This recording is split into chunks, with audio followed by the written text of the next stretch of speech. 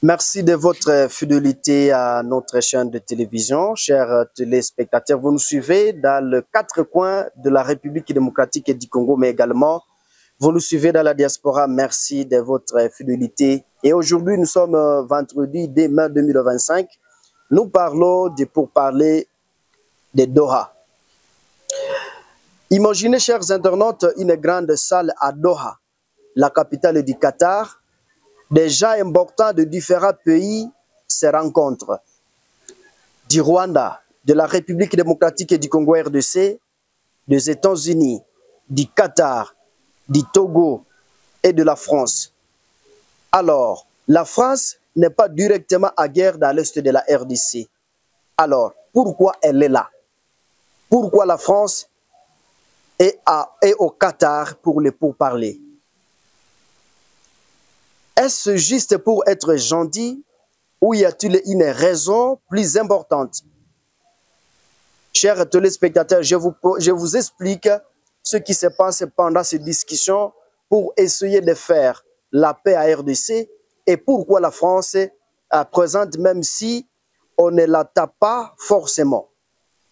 Alors, ce qu'il faut retenir, chers internautes, c'est une histoire de la diplomatie de discussion entre pays qui pourrait changer votre façon de voir l'Afrique. En mai 2025, c'est difficile dans la région de Grand Lac, chers téléspectateurs, une zone en Afrique.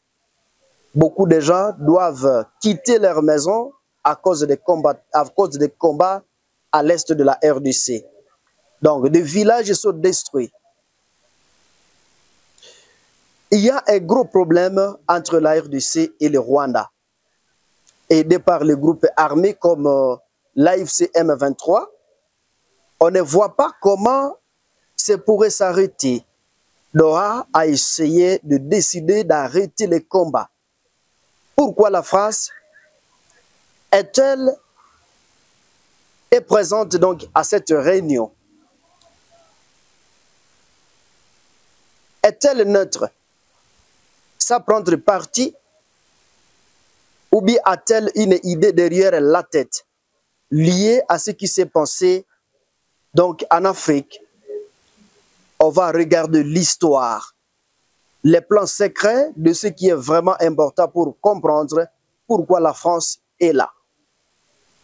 Alors, chers téléspectateurs, l'Est de la RDC est à guerre depuis longtemps. Est-ce que c'est à cause de richesses comme le cobalt, les coltas, des minéraux importants, des problèmes entre les différentes communautés et des pays voisins qui se disputent? Le Rwanda est accusé de soutenir l'AFC M23 et groupe armé. La RDC essaye de défendre son territoire. Malheureusement, les États-Unis veulent que la région soit stable pour pouvoir y investir de l'argent. Alors, le Qatar essaie d'aider les pays à se prendre et à se trouver une solution. La France a une histoire compliquée donc, dans cette région, surtout à cause du génocide du Rwanda en 1994. Chers internautes, maintenant, elle essaie de changer son image et de redevenir importante. Comment est-elle réussi à être un acteur important à Doha? Il faut savoir pour le moment, chers téléspectateurs, que la France a une histoire difficile avec la région des Grands Lacs. Et beaucoup de gens l'ont critiqué pour ce rôle pendant les génocides au Rwanda. Mais sous la direction d'Emmanuel Macron, la France a essayé de se réconcilier avec le Rwanda. En 2021, Macron a dit que la France avait une part de, je cite, responsabilité, ce qui était un grand pas. Alors, aujourd'hui, Paris, la capitale de la France, et Kigali, la capitale du Rwanda, sont plus proches. Mais à cette amitié fait partie des plans. Ce qu'il faut retenir, chers téléspectateurs, la France veut avoir de l'influence en Afrique. À Doha, elle a en tout cas son mot à dire dans le discussion pour défendre ce qui est important pour elle. Que ce soit donc au niveau de la politique ou de l'économie, dans cette région stratégique. Alors, chers téléspectateurs, qu'est-ce qui intéresse la France?